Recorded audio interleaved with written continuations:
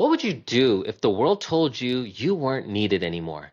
In the very place you built with your own hands.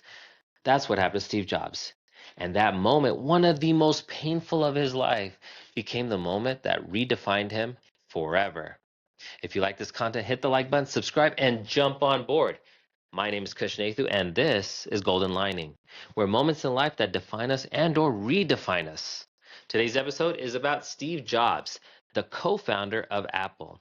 He's remembered as a visionary, a genius, and the man who brought us the iPhone. But before all of that, Jobs' experience was one of the most brutal setbacks of any entrepreneur. He was fired from his own company, and that rejection became his biggest blessing. The year was 1985. Jobs co-founded Apple in his garage in 1970s, and by his 20s, he was a millionaire. But as Apple grew, conflicts rose. Jobs' bold, relentless style clashed with the company's board and CEO. Eventually, the board sided against him, and Steve Jobs, the man who built Apple, was pushed out of his own company. It was public, it was humiliating, and it could have been the end. But Jobs later said in a Stanford commencement speech, getting fired from Apple was the best thing that could have ever happened to me. Why? Because it freed him to start over. In the years after Apple, Jobs created a new company called NeXT. It wasn't a commercial success, but it pushed forward powerful innovation in computing. At the same time, he purchased a small animation studio called Pixar. Pixar went on to revolutionize storytelling with films like Toy Story, Finding Nemo, and The Incredibles. And then, in the late 1990s, Apple was struggling. They needed spark, so they brought Steve Jobs back, and his comeback changed the world.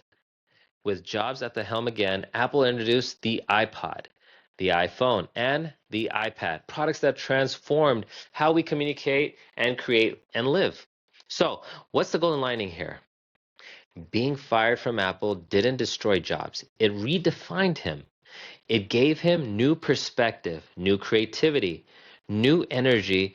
The only thing that seemed like his end became the foundation of his greatest comeback. So let me ask you, what's the setback in your life that feels like the end? What closed door feels like a failure? The golden lining is this: sometimes being forced out is actually being set up. Sometimes the thing that pushes you down is the very thing that's preparing you for your next level. Job story reminds us that the worst moment of our life might one day be the moment you look back on with gratitude because it redefined everything. Thank you for joining me on this episode of Golden Lining. And remember, your setbacks may be the setup for your greatest comeback.